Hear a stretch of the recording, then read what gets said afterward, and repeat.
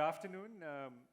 We are going to discuss a very important relationship for two very big countries, major democracies in the world. Our panel here is comprised of people from all different walks of life, but have a... 3 Indians. Four. You adopted me. 4, yeah. We're working on his stand, but outside of that, he's been adopted. And, hopefully we'll engage in a conversation which will be new for a lot of people here in the audience, and informative, and a little irreverent, because Pradeep is here, and with him comes that. You said that when we were out there, so we had to say it. But let me quickly give you an introduction.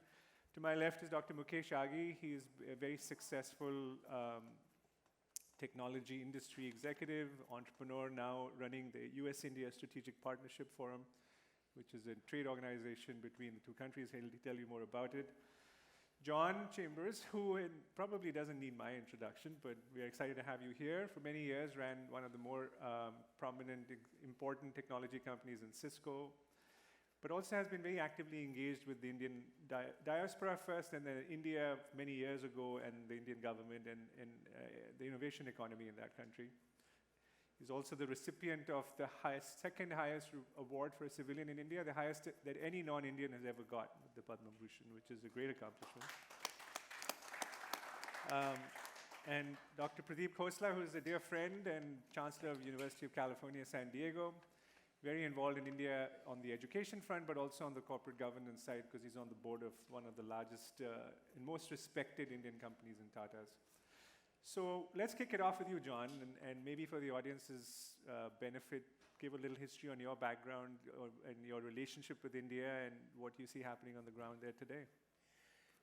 The biggest bet that I made as a CEO in terms of resource commitment was in 2006, making India my second world headquarters. But we did that for a simple reason. We were after really the best talent in the industry that could build the best products, service it, and be our foundation for globalization. We did not see India as a startup market at that time, and we did not see a country that was a leader, more of a slow follower. You fast forward to today, most people would say I'm the biggest bull on India and have been for the last 7 years since Modi came in. And when people ask why, the answer is very simple. It's about leadership. You know that in the startups in this room. If you really like the CEO, there's a great vision and strategy. The energy is there. They inspire hope. They get you to believe. They knock it down and go forward. I think Prime Minister Modi, I say, is one of the top 3 leaders in the world that I've met over my lifetime. I think he actually may be the best. But the other reason is very simple. If you look at India, with the demographics involved, and we all know the statistics, we're more than half the population is below 26. We look at a democracy across 28 states. You look at a leader that outlines the best digitization plan in the world, a digital India with digital manufacturing, startups, smart cities. And you look at the IITs cranking out the number of really qualified engineers at 600,000 a year, top 3 or 4% of the population probably in IQ. And you look at the US at only 60,000, and you realize that once this engine kicked into gear about the ability of startups to really make a difference, then India and the US should be the most strategic alliance in the world, which I believe it is becoming and will become very well. Together, we're going to change the world. So to say I believe in India would be an understatement. I do it for a very simple reason. I think India will evolve not just in the top 3 economies, but has a very real chance of becoming the top economy in the world. So believer in India would be an understatement. So, I agree with you. We invest in India. It has been a few false starts before this time. I will say it is different this time. It looks different, feels different, and there's more proof on the ground. But Mukesh, maybe with you, just a little bit more of a background on what you are doing, the US-India Strategic Partnership Forum, but also to take what John had said and go to the next level. Why is this relationship strategic? Well, you look at globally, the world is most fractured at this time after the Second World War. And we see this fracture going wider and broader as we go forward. What we're seeing is the alliance between China, Russia, Iran, North Korea, cementing along with Pakistan there. And then you have the democratic countries aligning. India is one country which basically can stand up to assertive, aggressive rise of China. And you have two countries who are geopolitically aligned, United States and India. Economically, India provides a tremendous market opportunity for US companies. It's the economy which is growing 7% this year. It's around 3.7 trillion by 2025. It'll become a $5 trillion economy. And by 35, this economy will reach almost $10 trillion. So it provides tremendous opportunity for US companies. But more important is you have 5 million Indian Americans in the US who are contributing heavily to the local economy itself. But on a broader basis, there are two democracies, same value system, same cultural, same languages. So I think they are aligned. And the role we play is that because two democracies always flounder as the administration goes and come, diplomats come and go, we want to be the institution which binds them together as we move forward.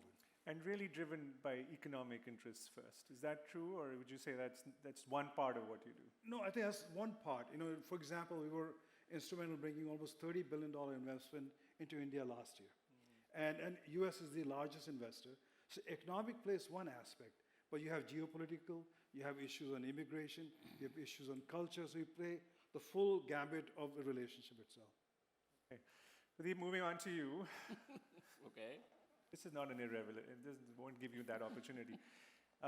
If you consider that India has 1.5 million new engineers coming Right. out every year, you think about education as being the foundation, and you've always said that your role as Chancellor of UCSD is to get the students ready for the next evolution of the workforce. Talk a little bit about what you've seen in India, what you see as being the opportunities and the challenge of this young country. So let me see if I can capture in a couple of different ways. I was in India recently, and somebody asked me, hey, what do you see is the future in India? How do you see the evolution of India?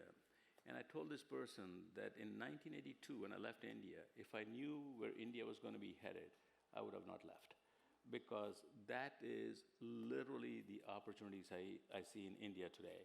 Now, having said that, let me just temper this enthusiasm a little bit, also John's enthusiasm.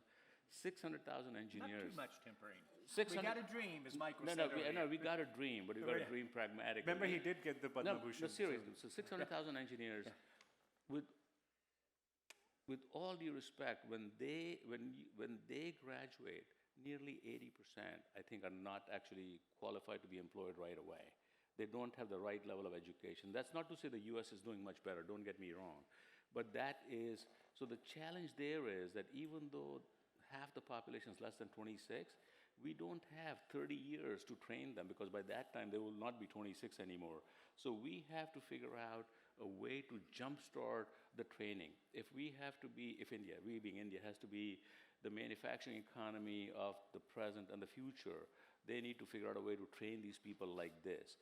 And the ability to scale, I don't see the ability to scale in India right now as fast. I think the infrastructure is a problem. I'm not trying to be negative here, so don't get me wrong, right? So on the other hand, I see a lot of opportunity. Thirdly, I think there are areas that India can get into which really would be a dominant player, like AI, for example. The population is so large, the data sets are so diverse, the ability to collect data and deploy data and create systems is so large that India could be literally a dominant player in that area. So I'm going to just comment on that a little bit before I ask the question, because I think the response to the pandemic in India in the early days was miserable. But then when the digital identity kicked in and everybody had I think it was incredible what the government was able to do. The first part of it was terrible, human life loss was terrible, but then the response was great.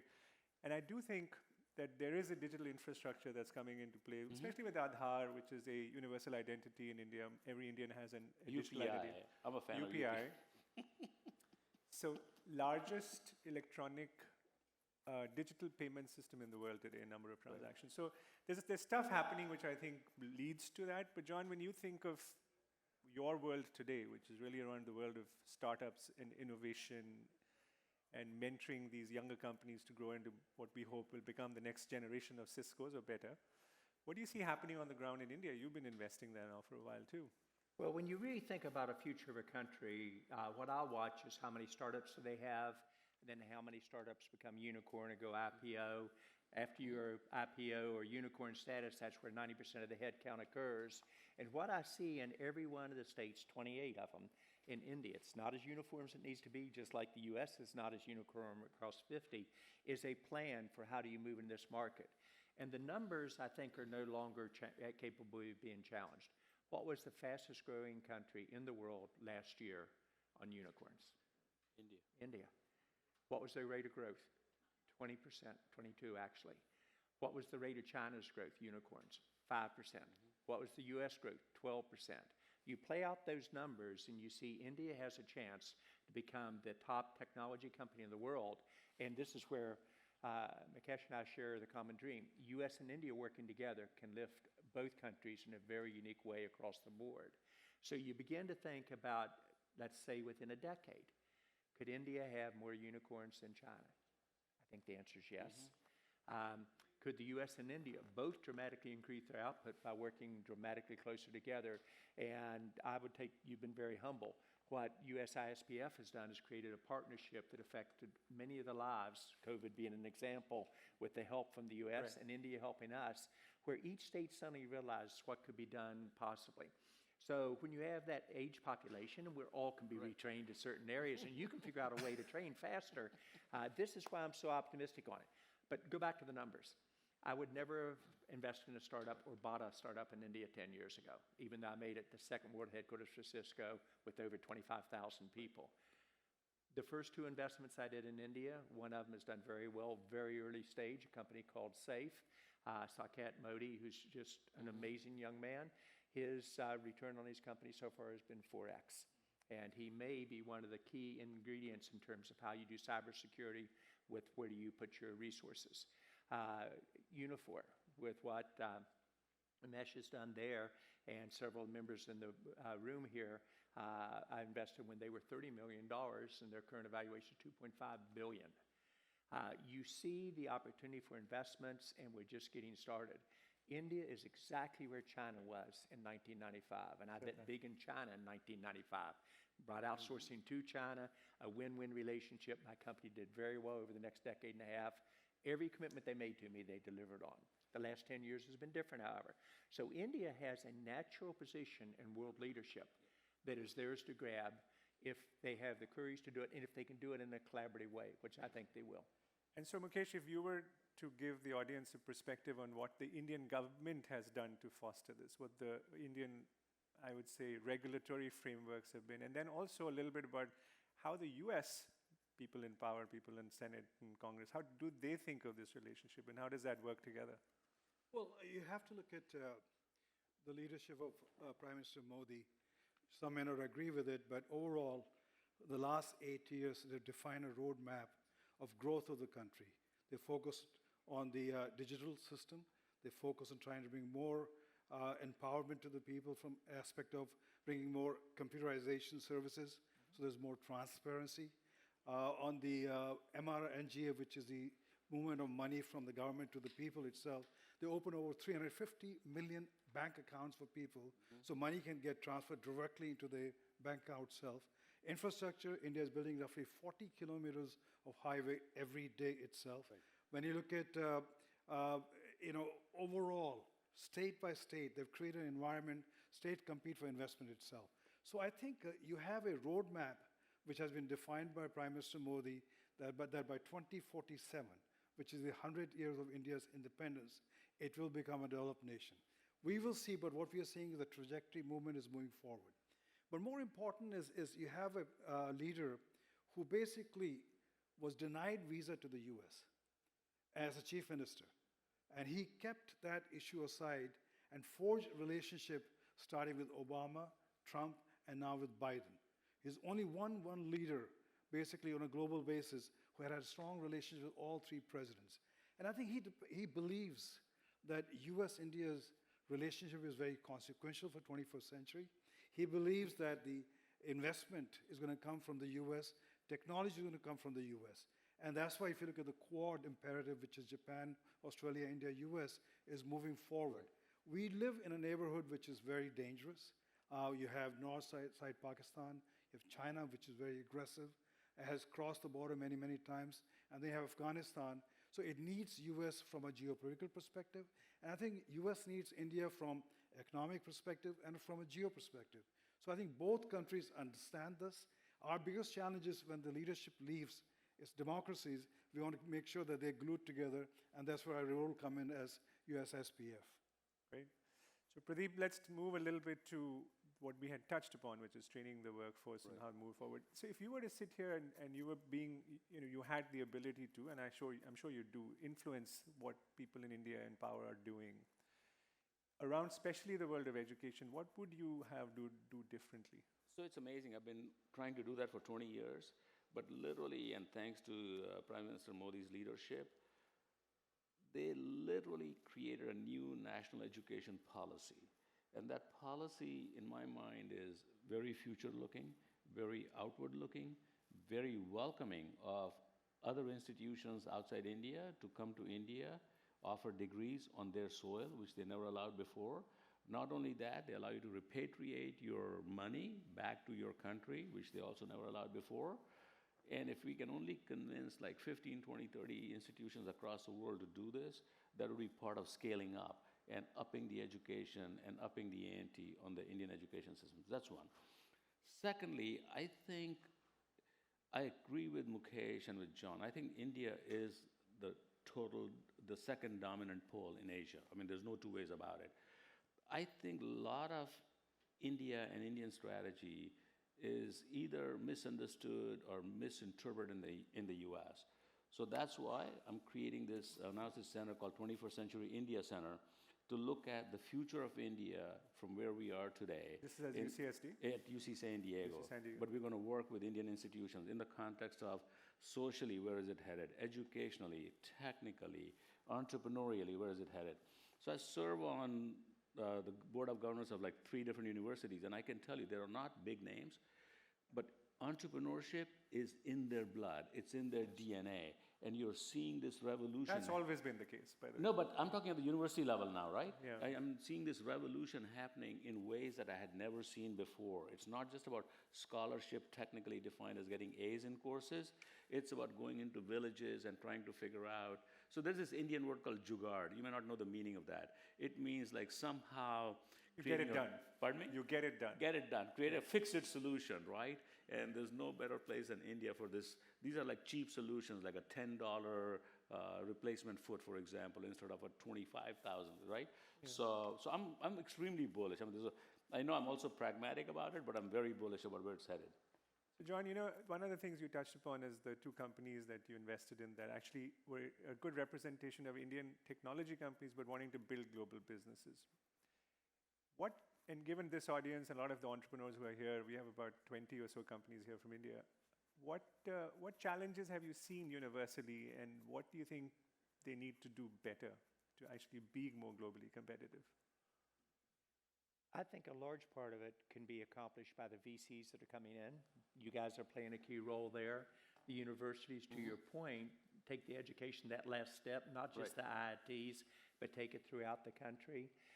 The third thing is, if I look across this room, we realize that India has done a lot of things well on the gender side in terms of VCs in India and CEO startups in India. The numbers have been remarkably low. We could probably increase the GDP by 2 percentage points by going aggressively after that, where if each of the VCs, starting with the most progressive of all, March, would increase your number of female partners by 10%. We're trying. And when you do that, all of a sudden, guess what? 3 times more likely, if there's a woman on the evaluation committee, to approve the funding of a CEO startup. But going back to the real issues, the internet and education, 2 equalizers in life. Yep. India has the best infrastructure in terms of what Reliance has done. Absolutely. And boy, he bet big time, and he built an infrastructure that is so many times more advanced than what we do. The education system's coming together, and they're doing it in a way that is equality-wise. Now, before you say, well, this is only going to be in 9 cities, I'll use a small example of West Virginia, where it came together with a vision for the state.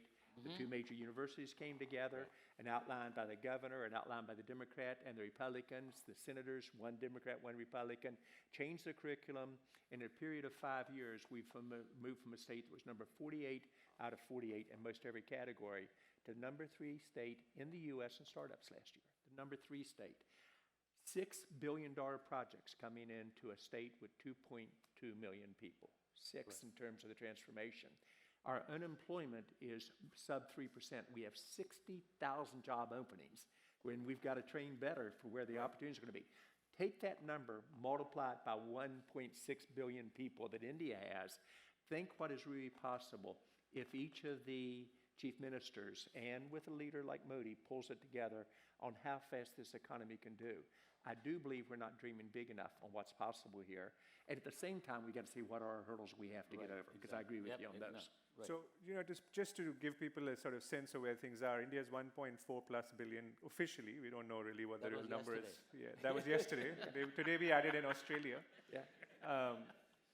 There's only 200 million people that actively engage online today out of that population. And it's been a concentrated effort by both private and public, and I'd love, Mukesh, your thoughts on this, and how to get more people access and how to use this digital sort of transformation to empower people. Well, I think you go to India, you go to a small flower shop, or you go to a local cobbler mochi, and you got to pay 2 rupees. People are using UPI. I know. And so we have more digital transaction taking place in India than combined transaction all across Europe and the United States. 40% of the world's All transactions. transaction taking place. So I think people are realizing you need connection to internet. Jio brought it down to such a low rate. Affordability of mobile phones is there. Yes, we have around 200 smartphone connection. And you know who the infrastructure Geo was? John. Cisco. So, I just wanted to get that plug in. Just go ahead. I'm sure I hope they paid you though. he's still trying to collect that. Realized, John and still collects. This is how India's changed. India used to be, let me get the least expensive product and I'll tie them together. They standardized on Cisco and gave us good margins. Mukesh never gives you great margins, but good margins. It's not easy to make money with Reliance as your customer. No, but that's a separate topic. Separate kind. But go ahead, Mukesh. The point is the infrastructure is there and architecturally. So you have the infrastructure, you have the accessibility, which is affordable infrastructure. It is scalable. There is ambition among people to leverage that more and more. Beside digital payment, entertainment. We were with Netflix folks. We just came an hour ago from New Delhi, and we met with Netflix leadership. Fastest growing market for them. They charge $2 a month for subscription, and most of the entertainment takes place on mobile phones itself. Yeah. So I think people are realizing that it's the digital environment they're going to succeed in, education, moving in that environment. So I Even think agriculture, healthcare, every aspect is moving. trading marketplaces, When a Bollywood movie gets the Grammy for RRR for the song, you know India's arrived. Yeah. So if you were with us last night for dinner, Pradeep was practicing those steps for us. He's going to show us how it's done.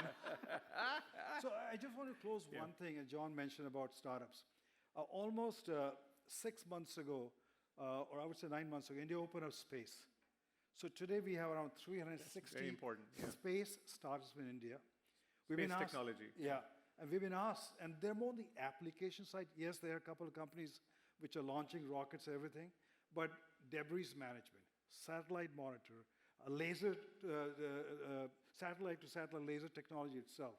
So we're seeing a lot of that, and we're trying to bring them to the US, because US State Department and the White House asked us, see how you can bring that efficiency to the US environment also.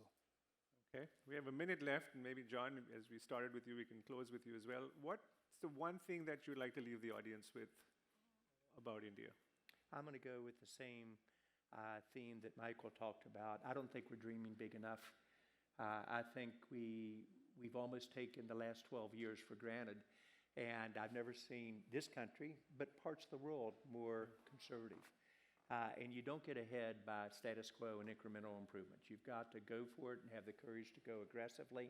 So I'd say let's dream bigger. And I'd say let's double down on the U.S.-India relationship to accomplish both countries' goals. Great. Well, one thing I'd leave the audience with, just from my side, is that India is a very old civilization, but a very young country, 75 years old since independence. So the first trillion took a long time. The next trillion in economy was 8 years. The third has been 5. We're very hopeful the next will be much, much quicker. Thank you so much for joining us. I think half an hour is not enough to do justice, but thank you.